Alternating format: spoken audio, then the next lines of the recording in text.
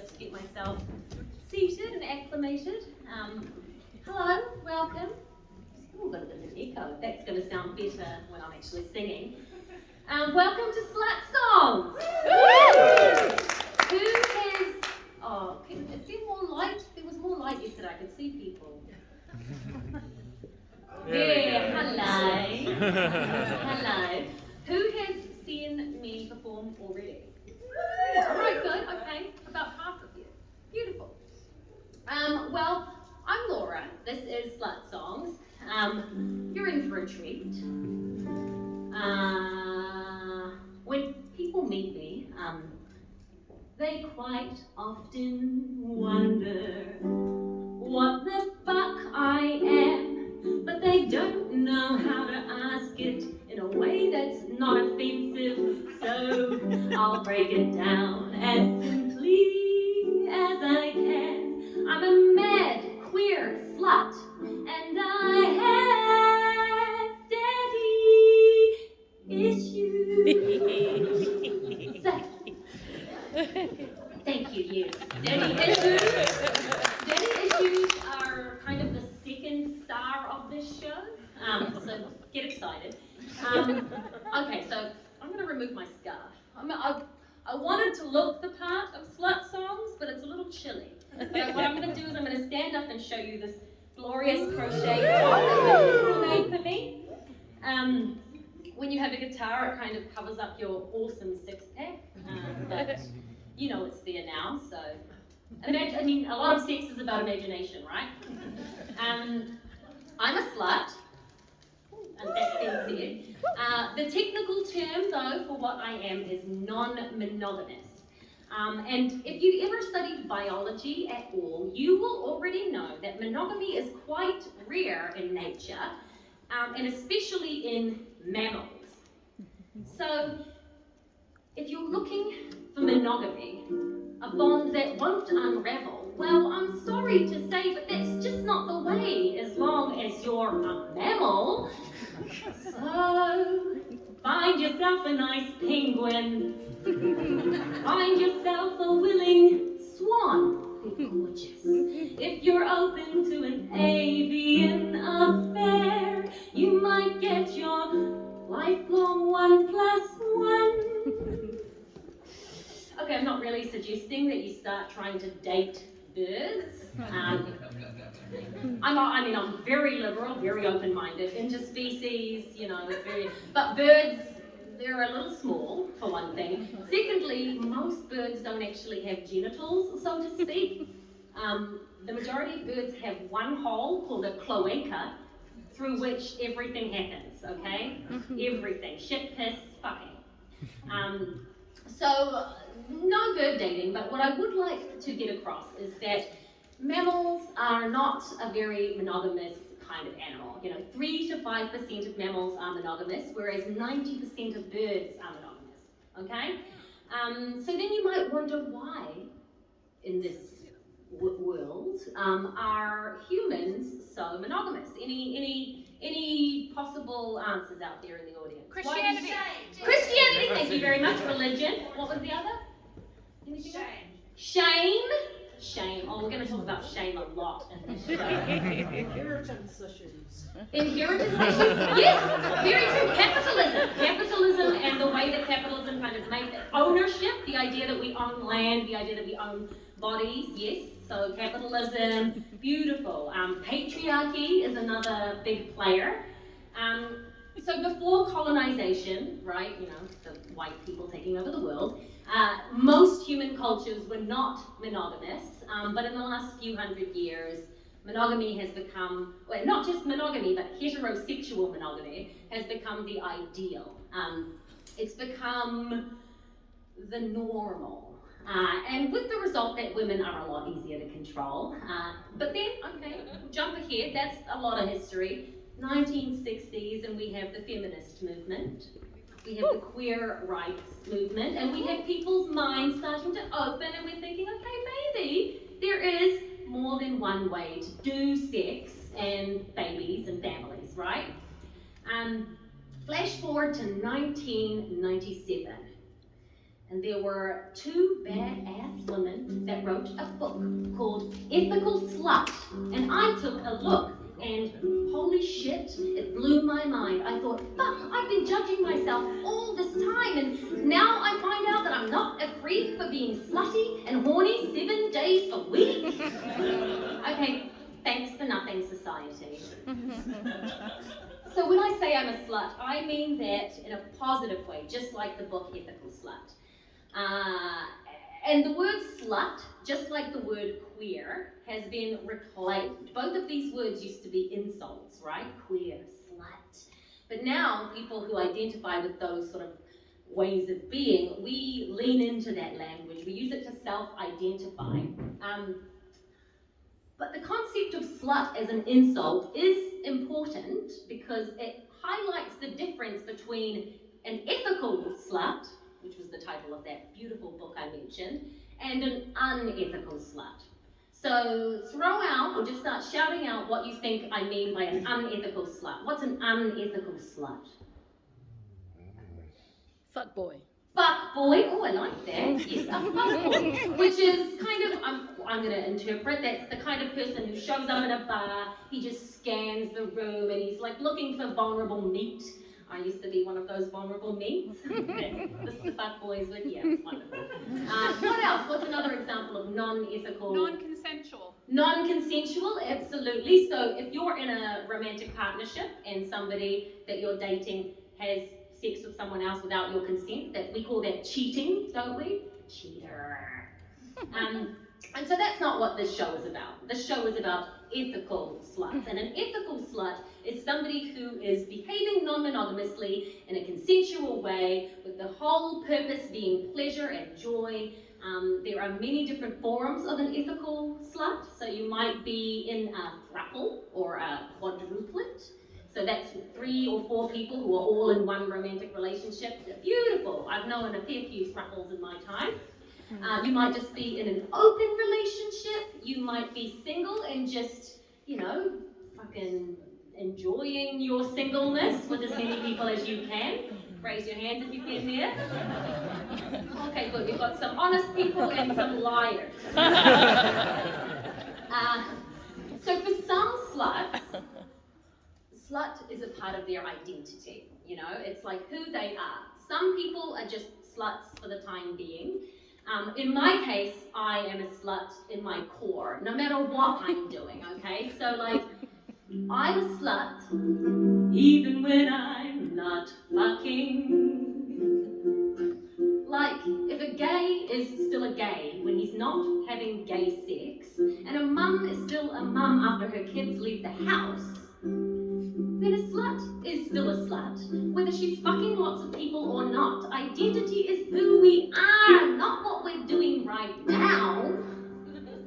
But that's just me, and this show is about me, okay? It's not about all of the sluts in the world, it's my slut journey, and I will be using 3 different slut voices. You've already met one of them, that's me. I am Professor Slut Laura.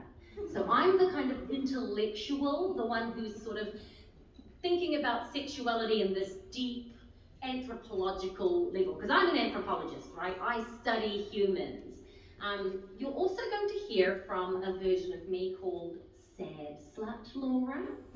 Sad Slut Laura is the daddy issues one. So that's the one who's got a hole in her soul bigger than another universe, just needing to fill that hole with as much what? Cock. Dick, yes, dick. As much dick as she possibly can. You're also going to meet Hungry Slut Laura. Hungry Slut Laura is very empowered. That's the version of me who is proud and just, I will fuck anything that moves without question. You know, that's the thirsty me.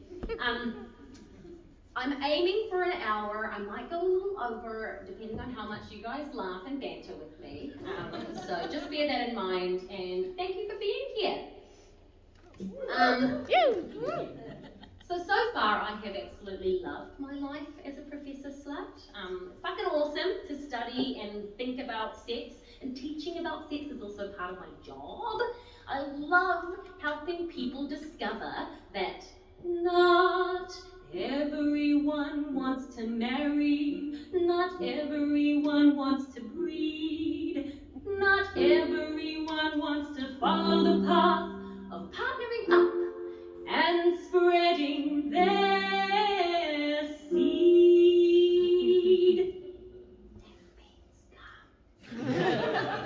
No! Some of us prefer to keep our sexual lives diverse.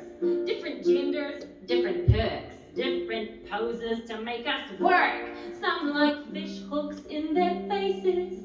Some like doing it in public places.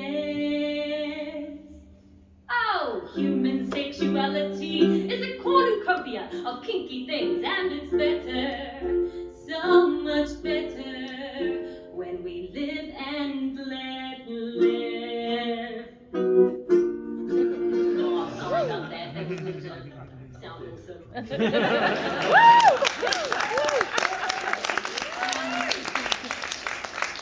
And if only, right? If only we did truly live and let live. But that this world, I mean, correct me if I'm wrong, this is not really a live and let live kind of world, right? At least it hasn't been historically. We are building slowly towards a live and let live kind of world. But as my delightful comrades in sluttery back there suggested earlier, shame is unfortunately a big part of most people's sexual journeys, right? Raise your hand if you felt ashamed for your sexuality at any point in your life. Thank you. Yes, yes. And that's a lot because of the education we get growing up, right? My generation, people older than me, we've learned a very negative version of sex. We learn that it's dangerous, or it's dirty, or it's very sacred, and we should only give it away to the high priestesses and priests of sex. And I don't mean that in a religious way, I don't know why I said that. I just mean we give it away very exclusively. But we don't learn any of the do's, you know, we learn a bunch of don'ts. Don't get pregnant, don't fuck your own sister, you know, don't do this, don't that. We don't learn any do's, we don't learn like, do touch yourself a lot to figure out what feels good so that you can tell other people. Do ask consent, do be curious, right? Do. The do mindset, we call that sex positivity, right? And sex positivity is a big part of the ethical slut movement. It's where we think of sex not as something scary, but as something exciting, something magical, gives us endorphins. It's healthy, it's a way to connect, it's magic.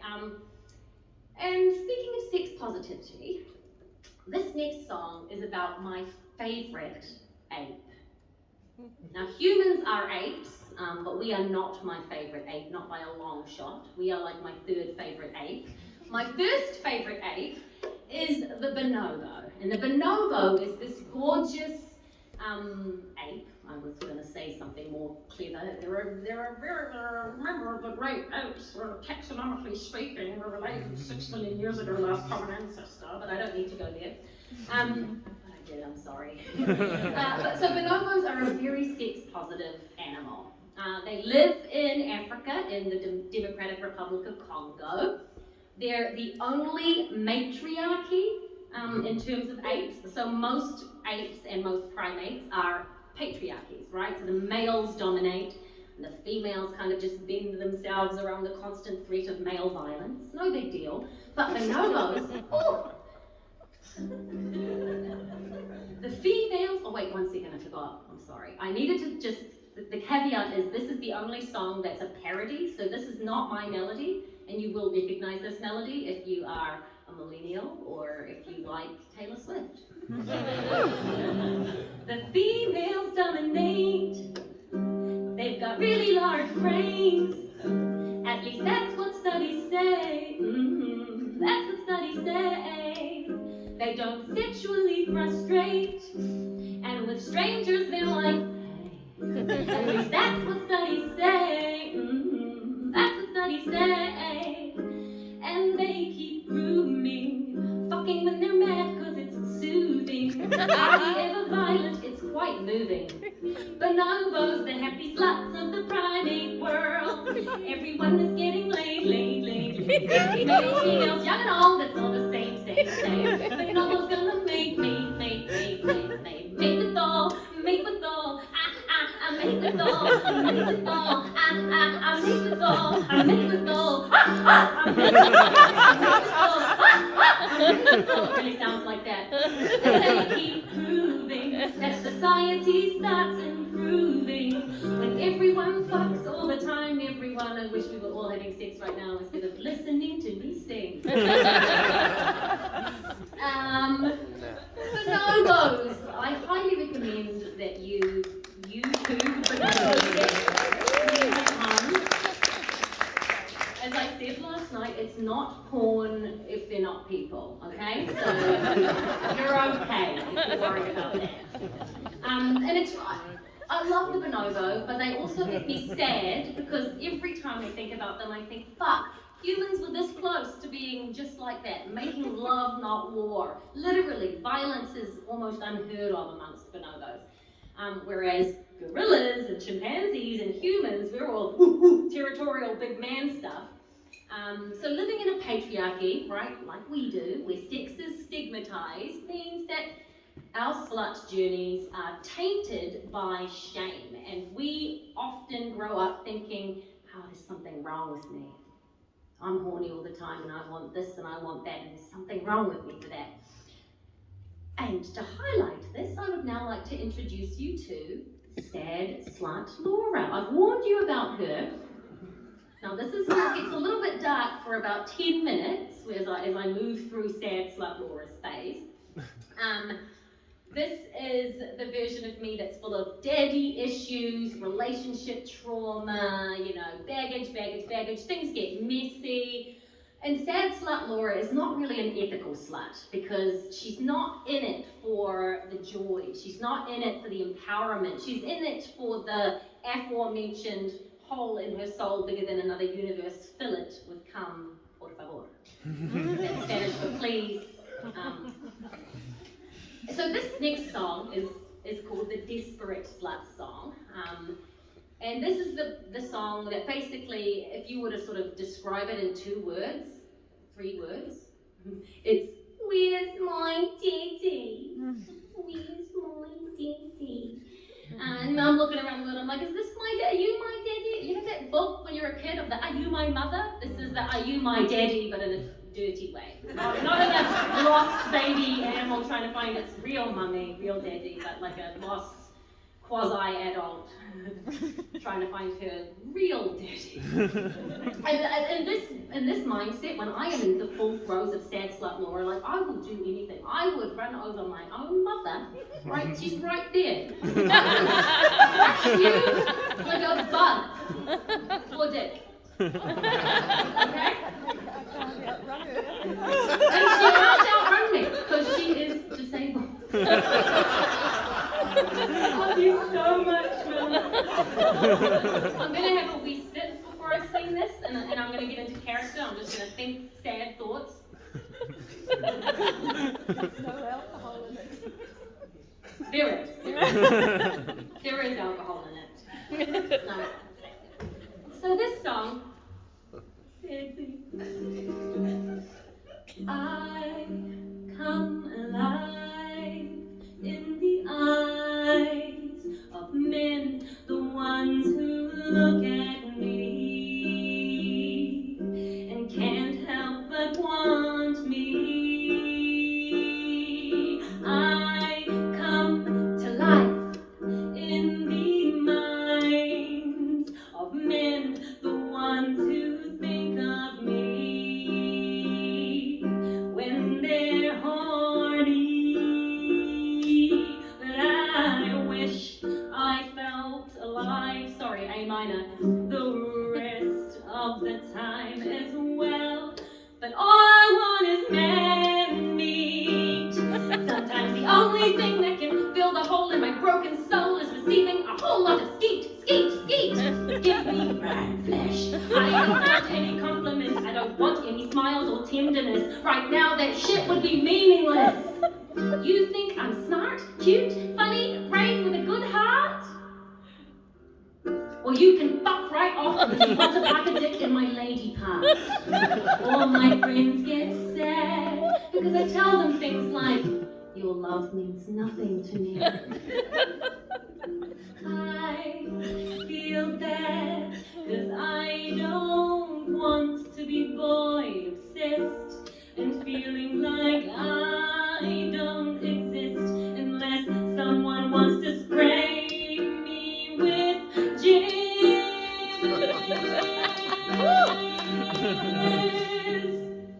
Please, man, handle me. I'm not a flower, don't cower, daddy, strangle me. I want to say no while you mangle me and make me walk for a while all dangly.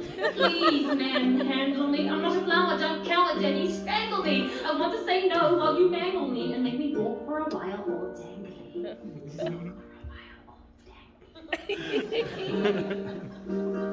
Thank you! Round of applause for my daddy issues. I mean, usually for a really long time, daddy issues are a drag. I mean, any issues are a drag, right? It's like, oh shit, I can't just do my life without this thing hanging over my shoulder. But once you've kind of faced them, named them, confronted them, made them a part of yourself in a positive way, leaned in, so to speak, then daddy issues can become quite fun. For example, the awesome experience of having a lover that's actually younger than you, that's slapping your ass and calling you a bad girl, and you're like, daddy, you know, it's fun. The pants I'm wearing, they conceal the fact that he thrashed my ass, and it looks like handprint art from some motherfucking kindergarten class. Thank you.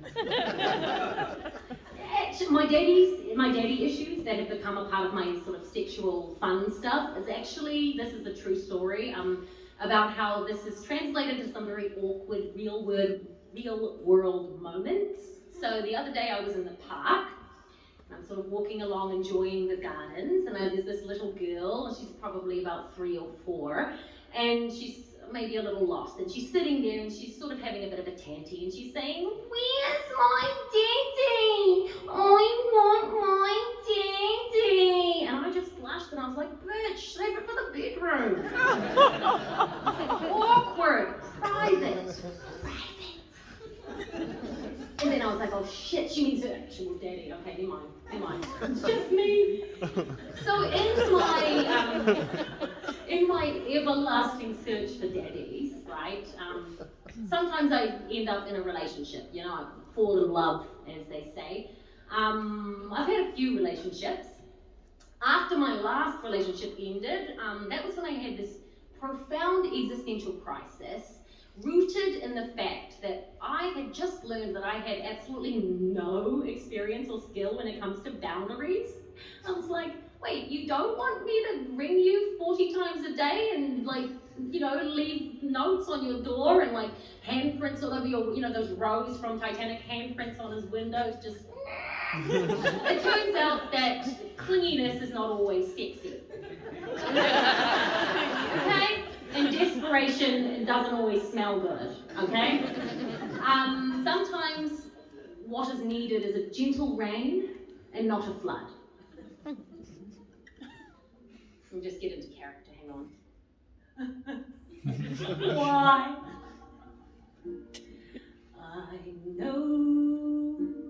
I know because I've been here before. I know that I'm a lover, so much of a lover, and sometimes less is more. This isn't the first time I've strangled a wee with my giant unquenchable me. I want to be someone's but still need to master the art of boundaries.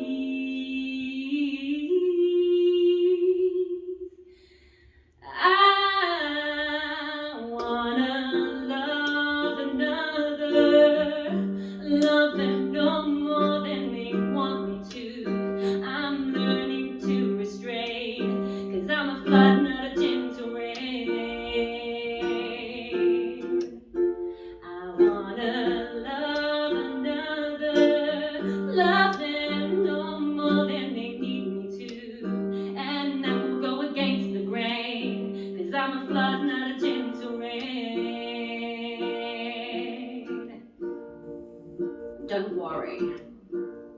mean it literally, like, I don't drown people with my wet ass pussy.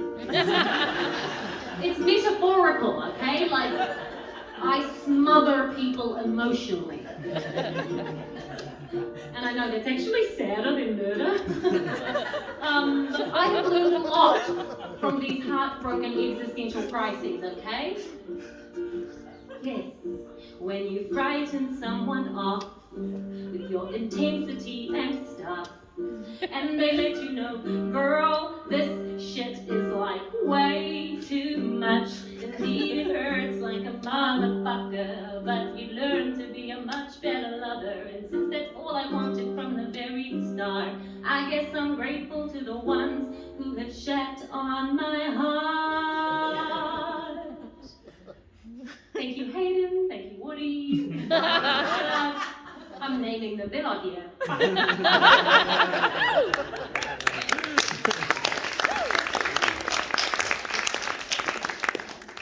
And usually, when I have just lost a daddy, when a daddy, one of those aforementioned men, have said, oh, okay, all right, enough, thank you, bye-bye, I will go through a phase of profound self-hatred and indiscriminate fucking.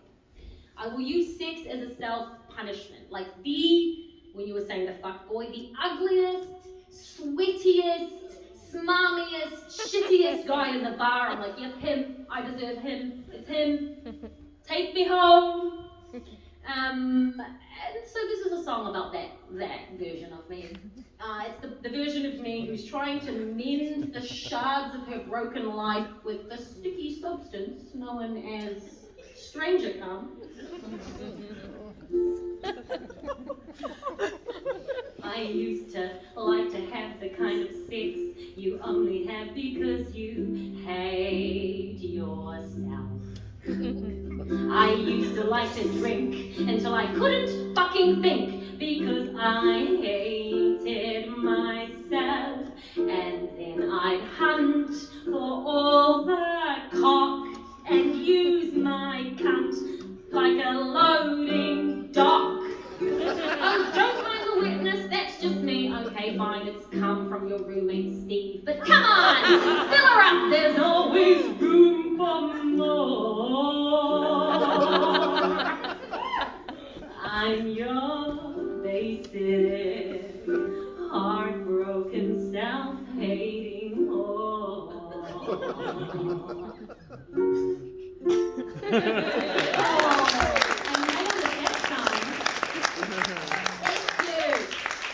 Just a little brief terminology note. So slut is the term for a non-monogamist, and whore is actually the slang term for a sex worker.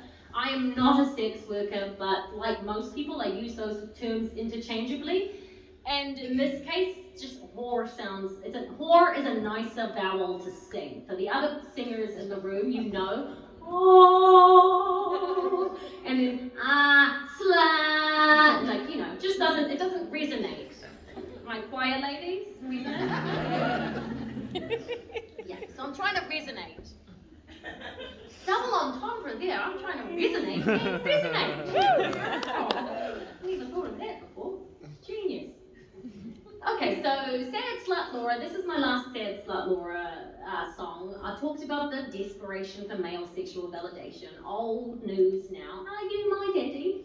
I've talked about the agony of thinking, you're my daddy, to, oh, okay, never mind, not my daddy. You left me just like my real daddy did.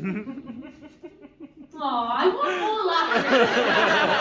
It is funny. Your daddies leave all the time. Okay? The world is a big, bright, complex, beautiful place. My dad sucked. Wouldn't have been any better if he'd been around, okay? So we're now talking about this phase of my sad slut journey where this is the overcorrection. So I've gone from like shamed and desperate to like smug, and I start thinking, actually, all of those monogamists out there, fucking basic, backwards losers, just following the path because they can't think for themselves, you know. So this is that kind of like, I'm what I am and everyone else is shit, you know. And I don't actually think this. not Professor Slut Laura, but Rebel Slut Laura, she's the one. You tell Rebel Slut Laura you're getting engaged, like several people have, and I will literally say to you, like, I am glad that you are in love.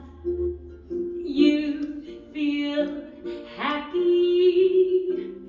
I feel smug because I know that right now marriage seems amazing, but monogamy is basic.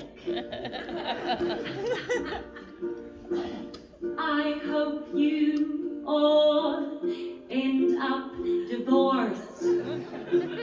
I will laugh in your face and feel no remorse, because I am convinced that I'm right when I roar. Monogamy is boring. And monogamy is also selfish. Earlier we were talking about capitalism and the ownership thing. I think that monogamy is selfish, especially if you're hot. Because if you are sort of in the 8 to 10 range of the sort of attractiveness scale, and you're like hoarding your genitals for like one person, oh, that's bullshit. You know, there are a lot of people out there, who want to fuck you, and you're like, no, sorry, I've already sold it. I've already sold the rights, and they'll never be up on the market again. This is never going to get old, and I say this every time I do this show, but like, the prime example of this is Viggo Mortensen.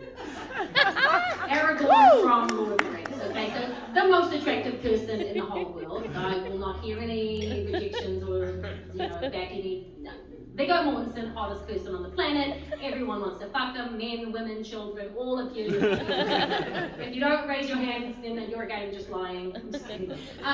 Viggo, everyone wants to fuck him, and there's this one, no name, nobody even knows her, Spanish quasi-actress, and she's the one that gets to fuck him. Bullshit. I think that's a very capitalistic way of approaching your genitals, and I'm not about it. So I am this rebellious slut. I've got no boundaries when it comes to sex. I will say yes to anything. I will initiate things that are weird. I'm the one who, anarchy! Anarchy! I will get into some sticky situations, double entendre, yes, very good. So, did I absolutely need to have sex with 5 people at my best friend's wedding reception? No, it was not necessary, but, it was on offer and I wasn't going to say no. Did I need to have sex with somebody at/after a funeral? Did I need to be prowling and pulling at a funeral? Probably not, but that's rebel slut anarchy, okay? I do my buttons up, each and every one, so that nobody knows that I am totally covered in dried cum.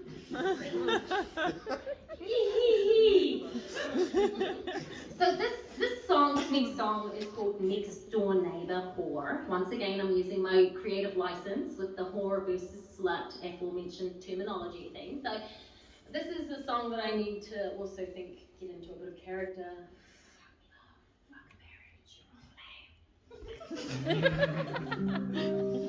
I've met the one you take to show your mother.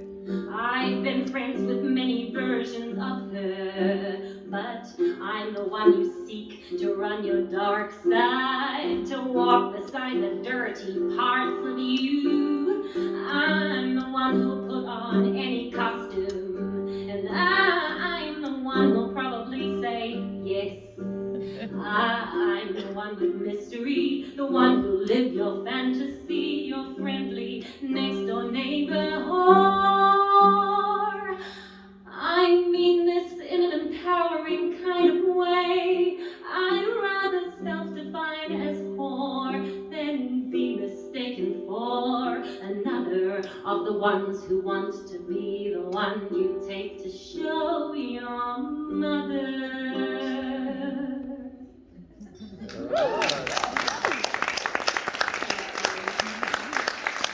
So that's Rebel Slut Laura, and as I said, she's an overcorrection, right? And that's not what I'm actually about. It is understandable, so for a slut to judge monogamists, technically that counts as punching up, right? Do people know what punching up is? Okay. Wow. No. For those who don't, in comedy, punching up refers to when somebody from a sort of oppressed group makes fun of the oppressor group. So when women make fun of men, when people of color make fun of white people or white culture, that's punching up. So I'm punching up, and that's actually okay in comedy. Like, it's not okay to punch down. It's not okay for white people to make fun of people of color in comedy. But, I mean, okay. Anyhow, so I'm punching up, but I still actually, I don't want to punch up. I don't want to punch at all. I want to kiss, you know? And so, because ethical non-monogamy is all about freedom, okay? It's about there being no restrictions. It's about, there can be some restrictions within reason. But what I mean is, I don't want to judge people who only who want to get married or who have been with the same person all their lives. That's beautiful, actually. Just because it hasn't happened to me doesn't mean it's not valid, right? I'm just seeking to be appreciated for what I am as well. So an ethical slut believes in freedom, the freedom to fuck everybody, to fuck nobody at all, the freedom to take it in the bum, to not take it in the bum. So yes, freedom, liberation. I'm no longer a judgy bitch, and we can thank Professor Slut Laura for that. I'm Professor Slut Laura once again. Thank you very much, Sad Slut Laura. You've shared your bitterness with us. It was very, very illuminating. I got some good laughs there. I'm going to hand the microphone over to Hungry Slut Laura next. So that's very exciting because things get a little bit more jazzy.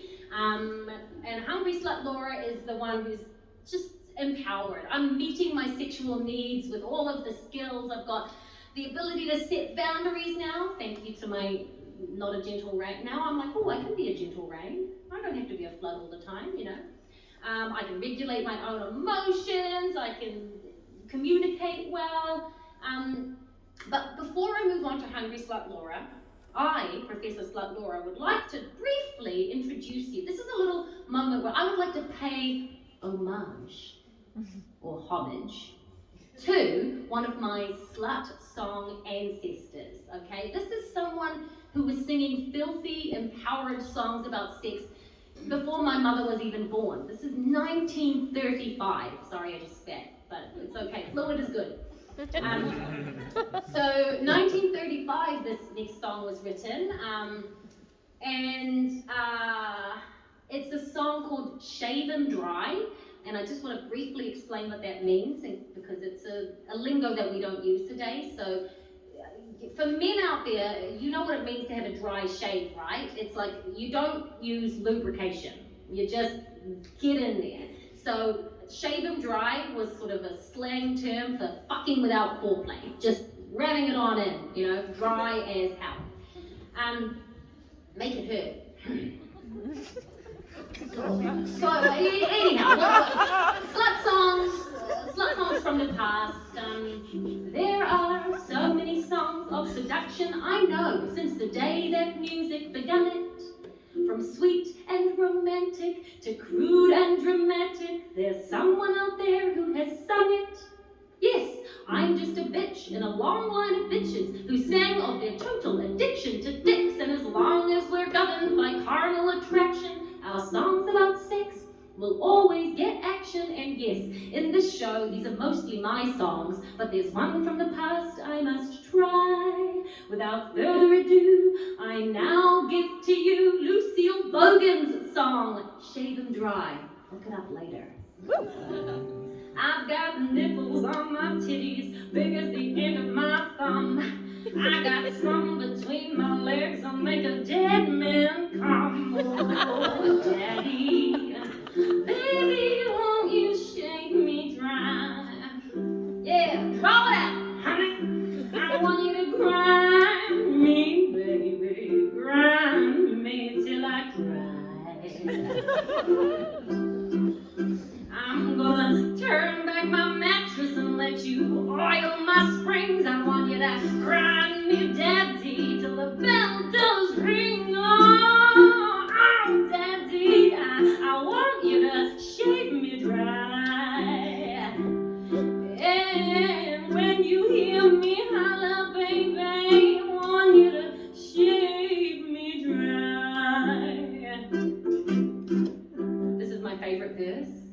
Now, your nuts hang down like a damn bell clapper, and your dick stands up like a steeple. Your goddamn asshole stands open like a church door, and the dads walk in like people. Oh, Daddy, Daddy, won't you shake me dry?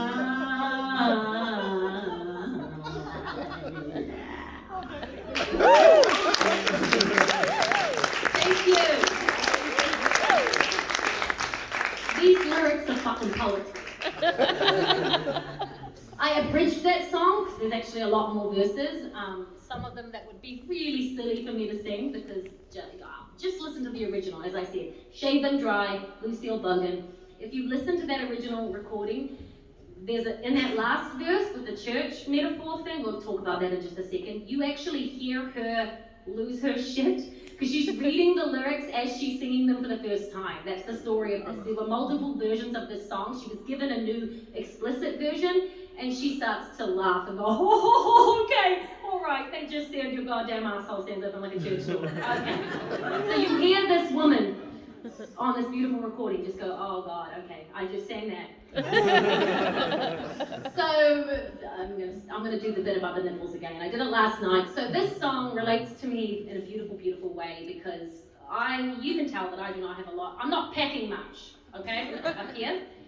But the other night I was at this party and we were getting a bit drunk and there was a bit of women exposing their breasts to one another for the sake of a healthy comparison of anatomy. And I was voted smallest tits but biggest teats. It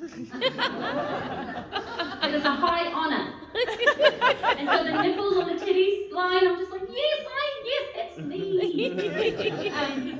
That last goddamn gorgeous verse with the simile about the church, right? So she's talking about her lover as if he's this religious sort of building, his nuts are the bell clapper, that thing that gongs, bong, bong on the bell. His dick is the steeple, just rising up into the sky, greeting God in the heavens, His asshole is obviously the church door, and his pubic lice the people. So I don't really know what was going on in that writer's head when they wrote that. I mean, there was some shit happening in that person's life. But we got this beautiful poetry song from it, and I got to sing it. I'm so happy, thank you. One other little history lesson. So if you know the song "Start Me Up" from the Rolling Stones, have you heard it? Anyone? Yeah. Start me up. You know the last line of that song is "Yo, you make a dead man come." Right? That's the last line of that song. They were inspired by that line from this song that I've got something between my legs that'll make a dead man come. They were also paying homage to their ancestors. Okay, let's move on to Hungry Slut. Hungry Slut, we've moved on to the empowered part of the journey. I'm very sex positive at this point. No longer indiscriminately fucking. I've got some, choices. I'm being selective. This is my first ever slut song. So I wrote the song in 2017. It's a song about a time where I was traveling a lot and having a lot of sex with different people, but in this wonderful, I'm meeting my needs on the road kind of way. Quick caveat before I actually sing the song. So there's a particular line in this song where I say, "Through the looking glass." And when I say that line, I'd like you to know that I am talking about the sequel to the Alice in Wonderland movie, Through the Looking Glass, okay? It will make sense why I have made this announcement when that line comes, okay?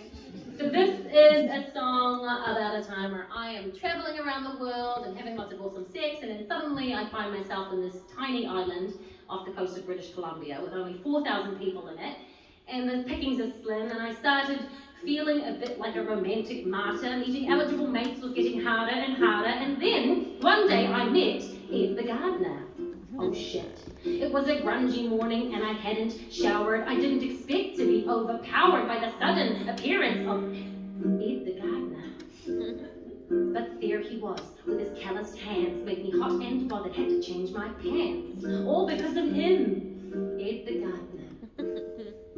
Unlike some other tales, this one is wholesome. I only fantasized, I didn't fuck him. This was nothing like the time I fell in love in New York and had sex so intense I thought I'd broken my bits. Or my West Coast tryst with a gorgeous bitch who picked me up on a beach for queer nudists. This is nothing like the time I met Dave the sailor, or that band-pulling man with a tongue like a sailor, or the charming man I picked up in the park who fucked me while his kids were watching Through the Looking Glass. Unlike some other tales, this one is wholesome. Yes! Something about his total cluelessness and my tiny guitar and his huge fingers made me lose my shit for Ed the gardener. Oh, Ed, when I saw you in the store and we talked about art, I was sure you could hear my stupid audible heart. Oh my God, Ed the gardener. Unlike some other tales, this one is wholesome. I only fantasize. And I don't think that there's any risk in singing such a song because he didn't know my full name and I'm not that well known. So I'm not ashamed to own how much I really wanted to bone Ed the gardener.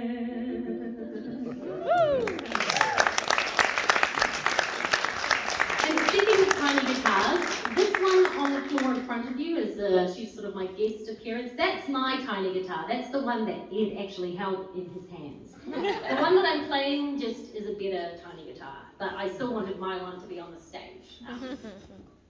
So yeah, Ed the gardener. This next song is called The Hungry Slut Anthem, and this is self-explanatory. It's just full-on slut pride, okay? Now it's not always said, but it is always true that every time I walk into a room, the first thing I do is look around to see how many of you I would screw. Even when I'm busy or angry or worried about the melting polar ice caps. I worry about that quite a lot. But I just keep scanning. Yes? Oh, yep. Yep, I do it. Hello. Not you. And I can't help but be a little ADHD. By that I mean I'm always distracted by hunger for dick. ADHD, always distracted by hunger. Okay, I'm sorry, that's a terrible joke. You can punish me later, if you like. I guess the point of this song is that I'm a very sexual person, and I think sex is the fucking best thing my body can do, and I'm proud to be a hungry slut, 'cause I've already been ashamed of it long enough. Yes, I love sex.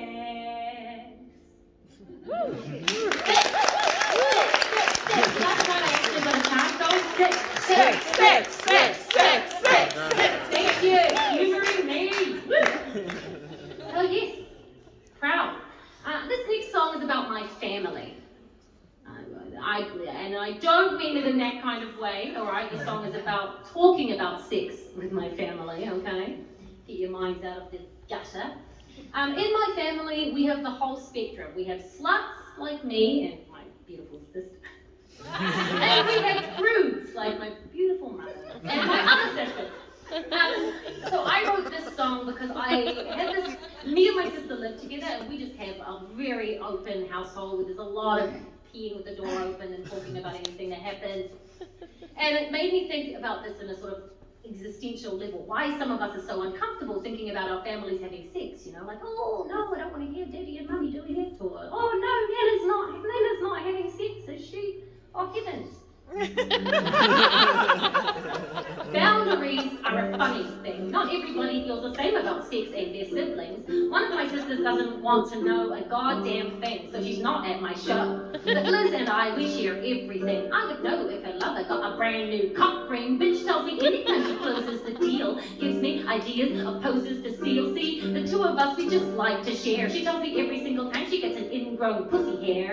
Oh yeah, in the Yakis clan, there ain't no such thing as privacy, man. Tunnel twins, tunnel twins. We are sisters who are tunnel twins. Someone out there is sowing his seed in all of this Yakis minge. We are tunnel twins, tunnel twins. It doesn't take much to be tunnel twins when you're both sluts living in the same small town. Hands down, you're gonna fuck similar men. Hands down, you're gonna see similar skin. Hands down, you're gonna be tunnel twins. Tunnel twins. Tunnel twins. Okay, I'm going to explain what a tunnel twin is for those of you who are not familiar with the term. It refers to two people with vaginas, or tunnels, that have been entered by the same penis. So two women who have had sex with the same man, like my sister and I had. And that's what inspired me to think about boundaries and how funny it is that we all are so different. You know, some of us are very private. We don't like to talk about sex. We don't like to share. We've got maybe a little baggage about it. And if you're one of those people and you're a bit more private, then you might think it's weird that my little sister is fine, hanging my reusable pads on the washing line. Or you might think it's strange that my little sister is able to put folded fresh cum rags on my bedside table. And that's okay, you know. I'm not here to recruit you. You do you, we'll do us, baby, that is the future. Tunnel twins, tunnel twins. We are sisters who are tunnel twins. Yes, someone out there is sowing his seed in all of this Yakis minge. We're tunnel twins, tunnel twins. It doesn't take much to be tunnel twins when you're all stuck living in the same small town. Hands down, you're gonna be tunnel twins. Hands down, you're gonna fuck similar men. Hands down, you're gonna be tunnel twins.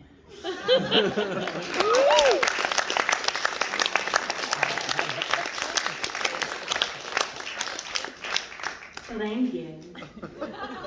Thank you, thank you, thank you, thank you. This next song is about the final phase of my slut journey. You know, we're actually at that final phase where I am a seasoned Professor Slut.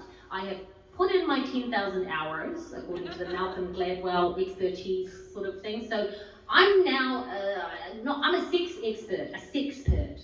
Okay, I research, practice, lots of it, and I've got it covered. And in my very professional sexual sort of experience, you know, I've hit some highs, I've hit some lows, I've gotten very hurt, and I don't mean that emotionally, I mean that physically. I broke my anus, getting pounded too hard from behind. It became a hematoma. Oh my! An anal hematoma. That's basically a hemorrhoid, but like not the digestive kind. It goes away if you're lucky. I've thrown my back out, being way too acrobatic, and split my lip, giving head while my lips were dry. While my lips were dry. Remember, children, never put a penis in your mouth if your lips are dry. I knew a woman who broke her partner's cock while attempting to become a reverse cowgirl. It went purple. So remember, though the human penis has no bones, it can break. Another girl was fucking on the hood of a car, and when her hands got sweaty, she slipped and fell in the gravel and grazed her knee. Remember, sex can be a sweaty, slippery business, ideally, so take care. This one was incredible. Just listen. A repeat stress injury from fisting It's true! You can injure your wrist while giving the fist. And accidental anal almost always means that it's very painful to sit down the following day. No one likes accidental anal. Okay, some people like accidental anal. But as a general rule of thumb, never ever enter an anus unannounced. And also, no one believes you when you say it was an accident. The holes are not that close together. Don't give me that shit. And of course, there are several folk who can tell me how it feels to suck dick and choke and puke all down their lover's shaft. I listen to those stories and I try not to laugh. It's an over-enthusiastic head injury. Yeah, you guys got it. And when sitting on a face, it's important to be balanced, lest you both fall off the bed and you smother him with your ass and almost break his neck. Remember to be careful with all of the toys, all of the gags, all of the things that you bring to the party, your handcuffs, your lube, your chains, your whips. They can all be hazards in the end of the day. And I want us to all have inventive, acrobatic sex, but without putting out any eyes or breaking any bones, okay? Thank you. And thank you to everyone. So for that song, I actually crowdsourced. I was like, all right, friends, have you ever had any weird sex injuries? Tell me about them and I'll put them in my song. So thank you to everyone who contributed to that. Yeah, round of applause for all of the people who have gotten dirt having sex. That was a public service announcement. Take care. So, and speaking of hurt and sex, I recently had strep throat. Which is not an injury, it's an illness, but it did alert me to a very interesting phenomenon. So at a certain point of my recovery, I was well enough to be horny again, but my throat was still a bit sore. So in order to have sex, I kind of had sex without kissing, right? And that made me think, okay, well, I haven't really had sex without kissing before, so, you know, most of us think kissing is a pretty integral part of sex. Complete and total silence. Thank God. I've got you guys by the nuts. So I had sex without kissing, and it made me, as an anthropologist, have, you know, this light bulb go off in my head, like, oh my goodness, like, when did humans start kissing, okay? Like, there's no way that we've been kissing forever, because for a really long time, we didn't have dental stuff going on, so like full-on makeouts were probably not great 100,000 years ago, right? You wouldn't be putting your tongue in someone else's holy, gappy, smelly mouth. So kissing is actually a cultural behavior. It's not a universal behavior. And I went down this rabbit hole learning about where did kissing come from, when did it start. It turns out only 46% of human cultures today do kissing in the romantic sense. And it's only been around for about 4,000 years. So, you know, mind blowing. Kissing, it seems so fundamental, like you're not really fucking without it. But then I did some research about it, and apparently kissing is a recent introduction.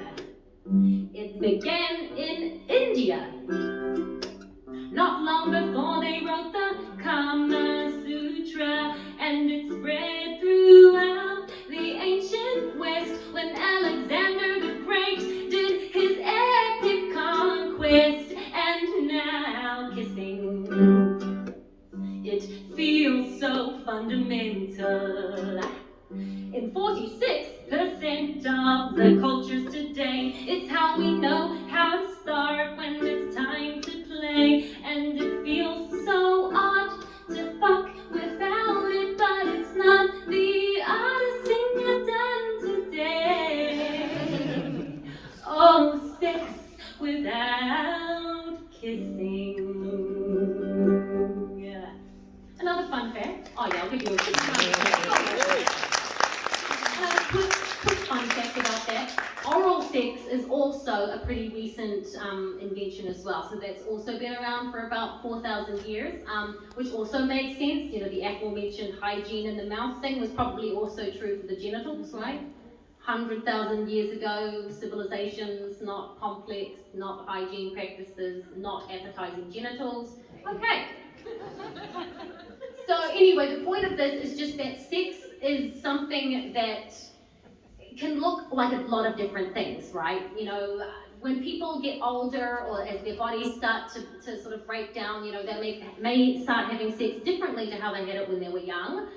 People in other cultures have sex differently to how we have sex here. Some people think oral sex counts as sex, and some people don't think it counts as sex because they're trying to sort of, you know, I'm still a virgin, and I've given head. I'm sorry, that's sex, in my opinion, but you know, to each their own. Anyway, fascinating stuff. Deep. Anthropologist Laura says you're welcome. You've learned a little bit about the, you know, I mean, seriously, there's rabbit holes for Africa about when it comes to sex. So anyhow, this next song, this is a song where I'm gonna talk about sex as the most fucking fun thing in the world and some of the best parts about sex. Before I do that, I just want to make a note that I am sure and aware that many people in this audience may have been a little bit uncomfortable at certain parts of the show. It's okay. It's okay. If you have felt a little bit weird, blushing maybe, I want you to know that that is not you, that's the world. So if you felt any shame, I want you to know that none of us are born with shame. We inherit shame from our culture and society. But shame can be released, and one of the most wonderful ways of releasing shame is through laughter. And so that's why I'm up here, to make us all laugh. Because we can make fun of the world, and that's one way to change it. And so I'm hoping that I've inspired some people to kind of open up and think, hey, especially if you're carrying around shame, to start releasing it and start owning your desires, owning the things that you're afraid of, the things that you want. And when you reach this point where you've kind of, you know, started to shed some of the baggage, you, like me, will enter a seasoned slut phase, right? And one of the best parts about being a sex pro is not being a sex pro, it's meeting other sex pros.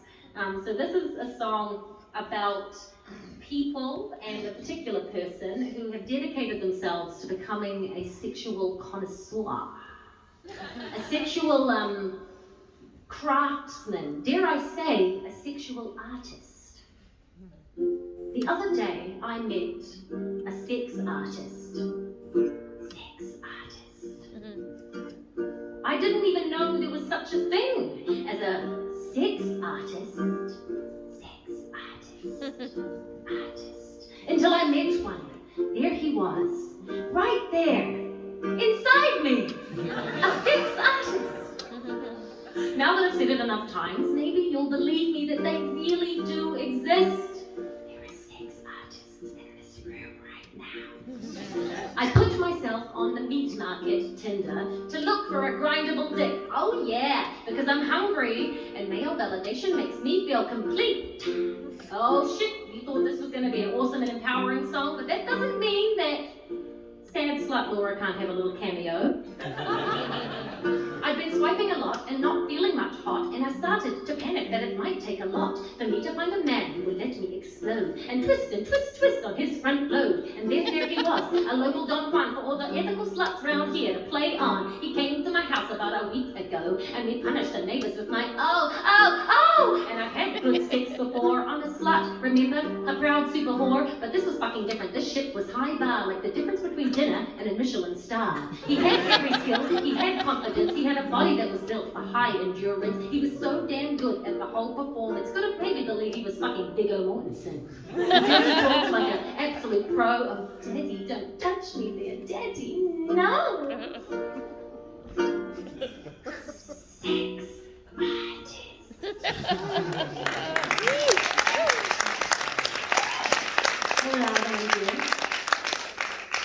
So I exaggerate a little bit when I say that was the first time I met a sex artist.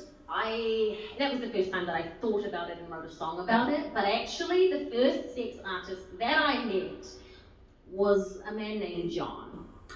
I once fell in love with a man named John, a tiny Asian with a giant dong. Yeah, I know, stereotypes are incorrect. He fucked so hard that it always hurt, and he wanted to be the first one to make me squirt. He did not succeed. He loved me so much that he went a bit nuts. He stalked me on the web. He followed me to class, but I couldn't sustain the complexity because he already had 2 girlfriends. So that was John, right? And he was polyamorous, which means that he is somebody who has the capacity to have a romantic attachment with more than one person. I am not polyamorous at this point. I've never been able to sort of be in love with more than one person. But that's one kind of non-monogamy that's out there. I'm not that kind. I'm the kind of non-monogamist who just believes that I'm a horny slut and I want to fuck a lot of people. That's point 1. Point 2, I don't think that sex and relationships need to necessarily be combined. You know, I'm comfortable with casual sex. And point 3, I don't think that sexual exclusivity is necessary for a relationship to be great. So I am actually currently in a relationship. And yes, I know, it's very exciting. And I am in love with this person, and it is awesome. And I'm going to finish this show by singing a little song about where I am right now. And so that last sort of bit was about sex artists. And sometimes when you have sex with a sex artist, it happens in a one-night stand or in a short-term fling. I kind of think of it a bit like an analogy with music. So if I'm a good singer, I could get up here and I could just sing some song that I've heard once and it would probably sound okay, just like I could have sex with any one of you and it would probably be okay. We'd find some way to have orgasms. Our bodies are bodies are bodies. But sometimes the best sex that you have happens because you've built up a rapport. You've got the sexual language, you've got a sexual relationship that you build and expand upon. So it's sort of like if I was in a band and we were rehearsing a lot, we'd get up here and we'd probably sing better than the unrehearsed stuff, right? So this is a song about repetition and sex artistry, and it's called The More We Fuck. And yeah, it's my last song, so I hope you've enjoyed your time here. And I love you. Thank you.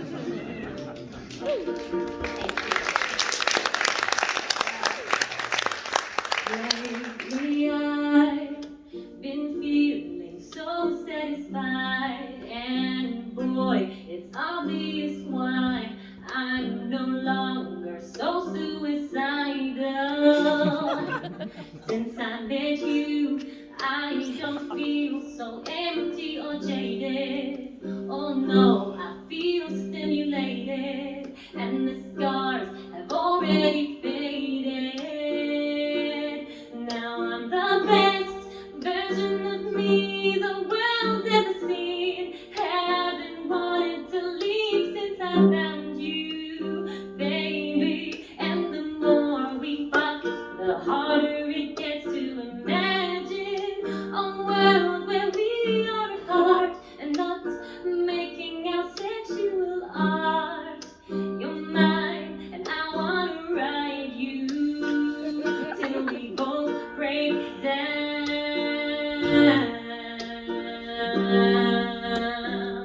Till we both break down.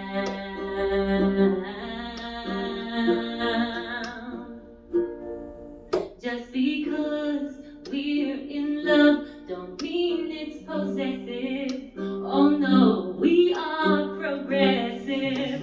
It's 2021 and life is long.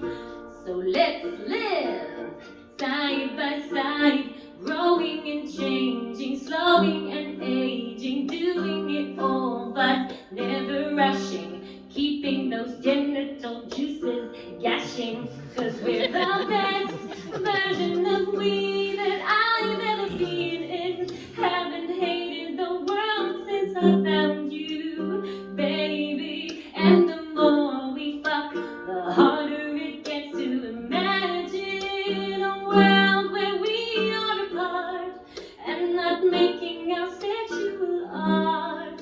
I'm yours, I want you to ride me till we both